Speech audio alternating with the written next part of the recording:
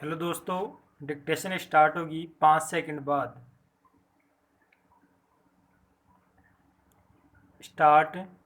आदरणीय साथियों, भारत में पंचायती राज की मान्यता सदियों से रही है।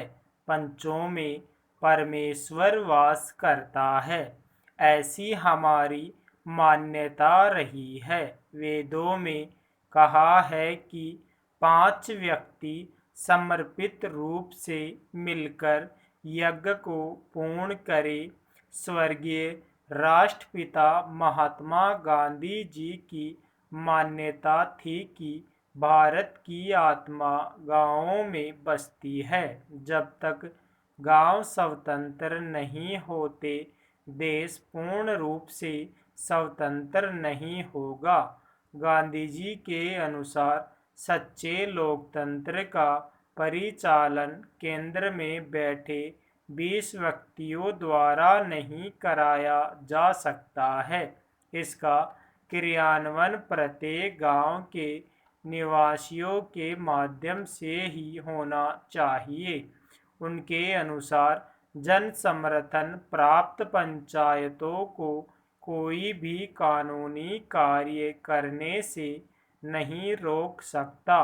गांवों का प्रत्येक समूह या उस समूह के सदस्य अपनी पंचायत बना सकते हैं, चाहे भारत के अन्य गांवों में पंचायतें हो अथवा नहीं हो। गांधी जी की यह मान्यता थी कि हर अधिकार कर्तव्य से ही मिलता है। ऐसे अधिकारों से कोई भी व्यक्ति वंचित नहीं कर सकता। पंचायत लोगों की सेवा करने के लिए है तथा भारत का हर लोकतंत्र इकाई गांव ही है। भारतीय संविधान के अनुच्छेद 40 में पंचायती राज के संबंध में अंकित किया गया है कि राज्य ग्राम पंचायतों का संगठन करने के लिए अग्रसर होगा तथा उनको ऐसी शक्तियां और अधिकार प्रदान करेगा जो उन्हें स्वायत्त शासन की इकाइयों के रूप में कार्य करने योग्य बनाने के लिए आवश्यक हो। इस उद्देश्य से प्रेरित होकर भारत सरकार ने पंचायती राज व्यवस्था को सुदृढ़ करने के लिए समय समय पर कदम उठाए हैं। 2 अक्टूबर 1952 को भारत सरकार द्वारा ग्रामीण विकास हेतु सामुदायिक विकास कार्यक्रम प्रारंभ किए गए। इसके अधीन स्थानीय विकास हेतु सरकार द्वारा विकास खंडों को अनुदान राशि दी गई। भारत सरकार ने देश के ग्रामीणों का सर्वांगीण विकास करने हेतु पंचायत राज संस्थाओं के संबंध में 1957 में बलवंत राय मेहता समिति का गठन किया। इस समिति ने सिफारिश की कि विकास से संबंधित समस्त कार्यों को पंचायती राज संस्थाओं को सुपुर्द कर दिया जाना चाहिए। पैरा समिति की सिफारिश के अनुसार ग्राम स्तर पर ग्राम पंचायतें पूर्णतः निर्वाचित हो। इनमें 2 महिला अनुसूचित जाति व अनुसूचित जनजाति का प्रतिनिधि मनोनीत हो। ब्लॉक स्तर पर पंचायत समिति विकास के समस्त कार्य हाथ में ले। ऐसी व्यवस्था है कि पंचायत समिति धीरे धीरे एक सक्षम प्रजातांत्रिक संस्था के रूप में कार्य करे। जिला स्तर पर पंचायत समिति में समन्वय रखने हेतु प्रत्येक जिले में जिला परिषद का गठन हो तथा उसमें सांसद विधानसभा सदस्य भी सदस्य रहे। भारत सरकार द्वारा बलवंत राय मेहता समिति की सिफारिशों को स्वीकार करते हुए राज्य सरकारों को निर्देश दिया कि ग्रामीण क्षेत्रों का विकास करने हेतु पंचायत राज व्यवस्था शुरू की जाए। राजस्थान सरकार ने देश में सबसे पहले 2 अक्टूबर 1959 को नागौर में द्वीप प्रज्वलित कर त्रिस्तरीय पंचायती राज व्यवस्था आरंभ की। यद्यपि राज्य में ग्राम पंचायतें पहले से थी, ब्लॉक स्तर पर पंचायत समिति व जिला स्तर पर जिला परिषदों का गठन किया गया। वर्ष 1960 में प्रथम चुनाव हुए। पैरा आदरणीय साथियों, कई सरपंच निर्विरोध चुने गए। अनेक चुनाव के बाद जीत कर सरपंच बने।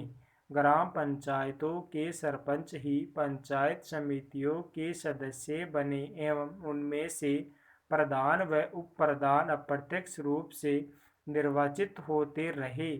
सब पंचायत समितियों के प्रधान सांसद व विधानसभा सदस्य जिला परिषद के सदस्य बनते रहे। उन्हीं में से जिला परिषदों के प्रमुख व उप प्रमुख चुने जाते रहे हैं।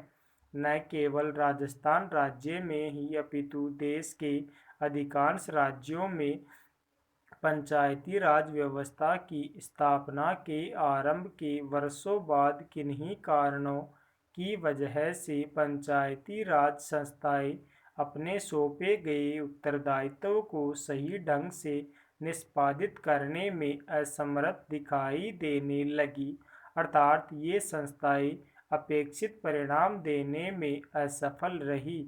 इसका सबसे बड़ा कारण इन संस्थाओं के पास वित्तीय साधनों की कमी रही।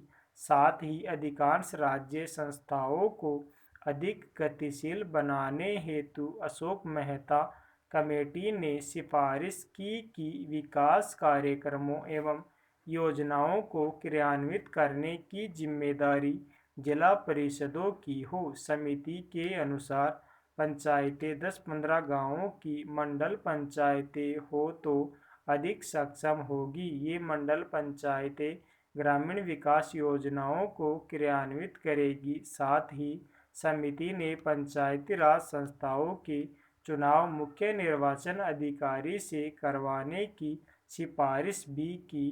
ग्रामीण विकास की प्रशासनिक व्यवस्थाओं व गरीबी उन्मूलन समस्याओं हेतु गठित जी.वी.के. राव कमेटी ने जिला स्तर पर योजनाएं बनाने व नियमित चुनाव कराने की सिफारिश की थी। देश की पंचायती राज व्यवस्था को सुदृढ़ व पुनर्जीवित करने हेतु गठित डॉक्टर लक्ष्मीमल सिंघवी कमेटी ने ग्राम पंचायतों को अतिरिक्त वित्तीय साधन देकर अधिक सक्षम बनाने पर बल दिया तथा साथ ही पंचायती राज संस्थाओं को संवैधानिक मान्यता दिए जाने पर भी विशेष बल दिया। पैरा देश में पंचायती राज संस्थाओं की बिगड़ती हुई स्थिति को ध्यान में रखते हुए पूर्व प्रधानमंत्री श्री राजीव गांधी ने पंचायती राज ढांचे को सुदृढ़ बनाने की कल्पना की थी और उन्होंने पंचायतों को अधिक अधिकार सौंपने तथा महिलाओं और कमजोर वर्गों की इन संस्थाओं में अधिक से अधिक भागीदारी देने की परिकल्पना की थी। हमारे वर्तमान प्रधानमंत्री के प्रयासों से अब यह संभव हो पाया है कि इस संबंध में शुरू किए गए प्रयासों तथा राष्ट्रपिता महात्मा गांधी जी के ग्राम सौपन को साकार बनाने की दृष्टि से संविधान में 33वीं संशोधन की कुछ महत्वपूर्ण बातों का जिक्र करना चाहूँगा। पंचायती राज संस्थाओं को प्रथम बार संवैधानिक दर्जा दिया गया। सभी राज्यों में पंचायती राज की त्रिस्तरीय पद्धति लागू की गई, लेकिन जिन राज्यों की जनसंख्या 20 लाख से कम है वहाँ बीच के स्तर की इकाई गठित करने की मर्जी राज्य सरकारों पर छोड़ी गई है। ग्राम सभा को वैधानिक दर्जा दिया गया। हर 5 वर्षों में अनिवार्य रूप से चुनाव होंगे। चुनावों की व्यवस्था एक स्वतंत्र चुनाव आयोग करवाएगा। पैरा हम जानते हैं कि स्थिति या पद में कुछ लोगों का निहित स्वार्थ हो जाता है और कुछ एक का किन्हीं दूसरी चीज़ों में, लेकिन सबसे बड़ा निहित स्वार्थ है भय। जो जाना पहचाना है उसे परिवर्तित करने का भय। हम जानते हैं कि अमूल चीज़ बुरी है, फिर भी हम उसे परिवर्तित करने से डरते हैं। स्टॉप।